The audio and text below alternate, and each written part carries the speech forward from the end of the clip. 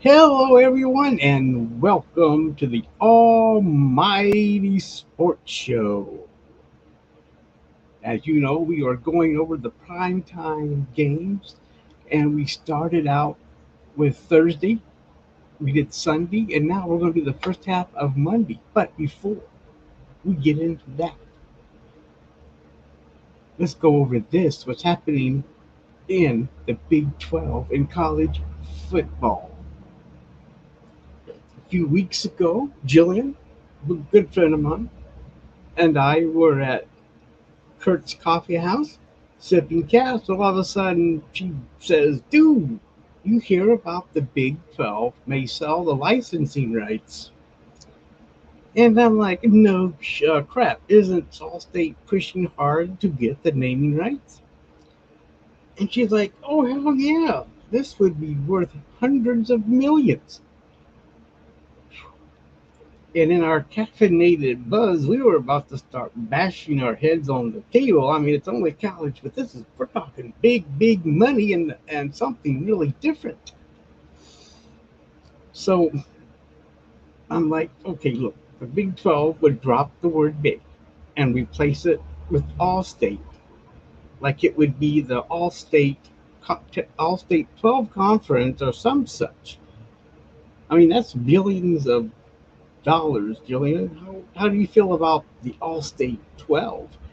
Jillian looked at me with her blue eyes and said, "I would rather feel a Big 12." I'm like, "Oh God, not here. Let's get back on track here." And I said, "Okay, whatever, but listen to this. The Big 12 is also considering another unorthodox way to raise funds.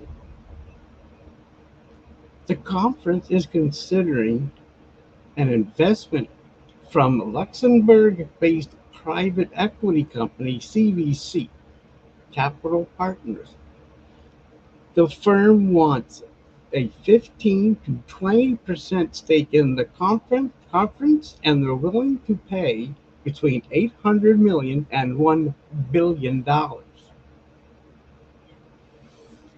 Jillian came back with between now and next year, look for all conferences following the big or maybe the All State 12 conference or some such. And I'm telling you, the landscape may look very different next year. And I just hope the NFL doesn't follow suit. And this is going to be worth big money. But, let's get back to Monday Night Football. First half of the Monday night games here.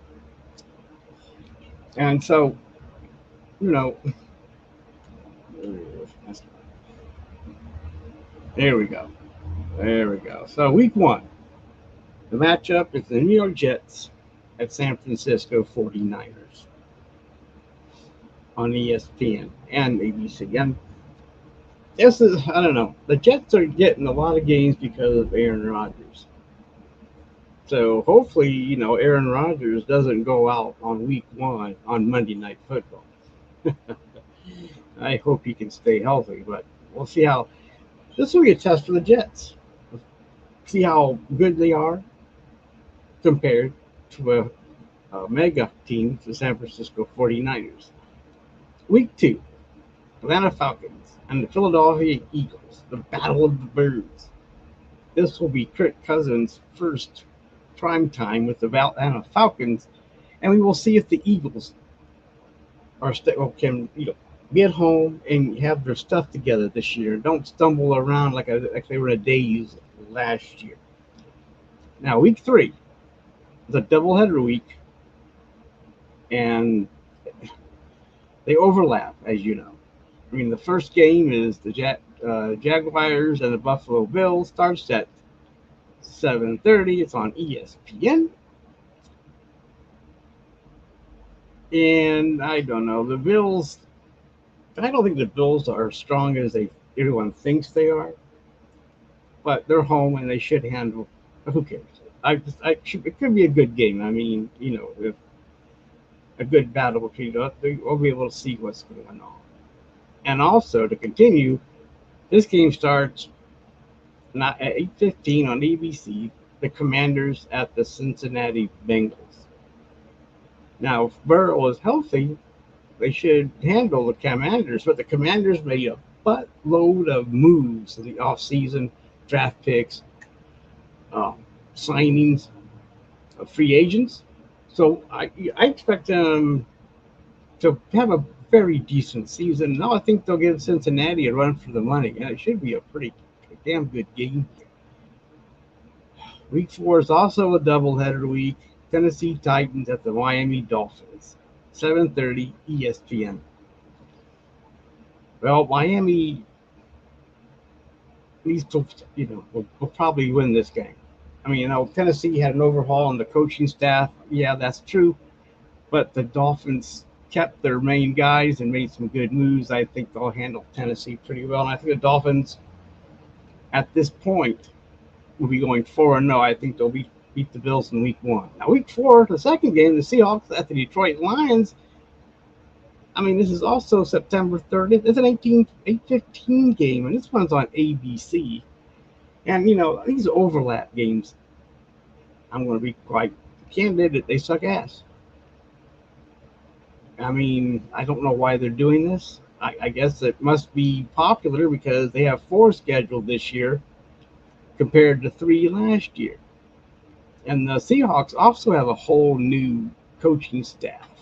So we'll see how tough they are. With the Detroit Lions at their home, the Lions this year are going to win that division. And then I think they have a mission this year. And they'll take care of Seattle handedly. The Saints at Kansas City. This is October 7th. And, yeah, the Chiefs. There's going to be a Taylor Swift sighting at this game because she is putting her touring on hold for September and October to watch her beau play ball. So hopefully, that'll probably help him get fired up. And they'll take care of Kansas City. It might not be a blowout, but don't look. I mean, this is Kansas City for gosh sakes. Week 6, Buffalo Bills, New York Jets. Okay, this is cool. October 14th on ESPN. I mean, this is a division battle, and these. Come on. This is once again we're going to be. Aaron's going. If Roger Aaron's is healthy, we'll see if the Jets are in it to win it. Buffalo, I think, will not be as strong as they were last year. So the Jets could maybe sneak past them and take second for a little while here behind Miami. But this should be a good game. Rodgers, woo, and Allen, come on. And a division game. Those are always good matchups. Week 7, another doubleheader week. So, Baltimore Ravens at Tampa Bay Buccaneers. This one's an 8:15 game. And we will see how good Tampa Bay is. Baker signed a nice contract with the Buccaneers. They retained all the receivers and key players and made some moves. The Ravens have Derrick Henry to run all over their butts.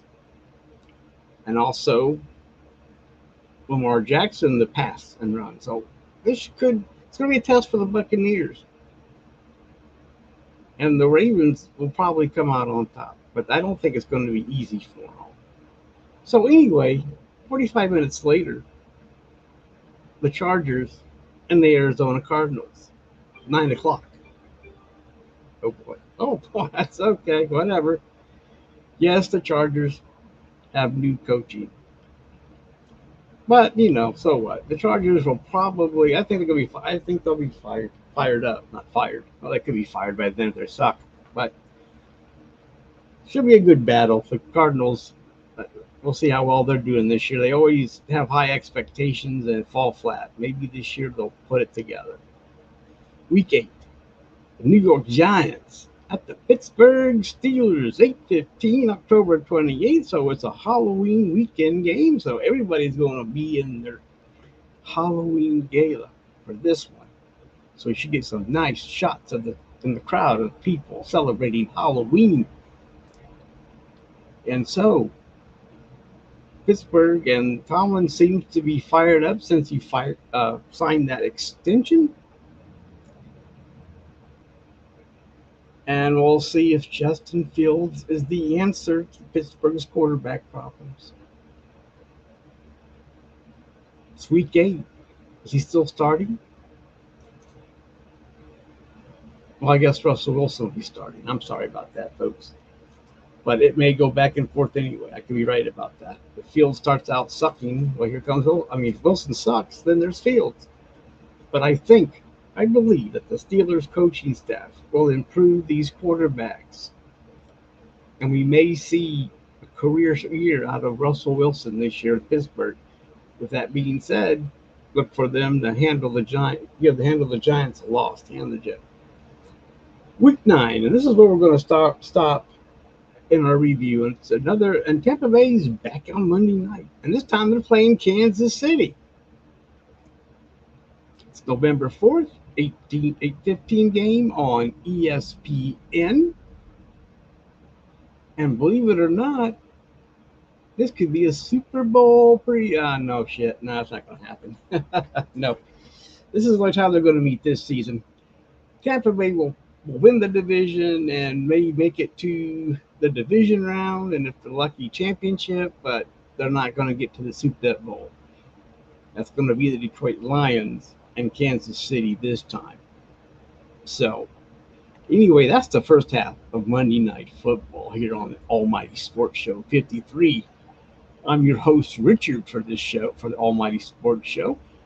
You know what? I've done this half of the season, and I did Thursday, and I did Sunday. This is Monday. And maybe in the comment section, on a scale 1 to 5, which primetime or streamer has the best schedule? Amazon, NBC, or ESPN ABC? Which games which one do you think? With 1 being the lowest number and 5 being the highest number, they're in between, because I'll tell you next week after we go over the second half of Monday Night Football, which streaming service has the best games to watch in 2024. And with that, I'm your host, Richard, and I hope everybody has a good weekend and has enjoyed this review of the first half of Monday Night Football.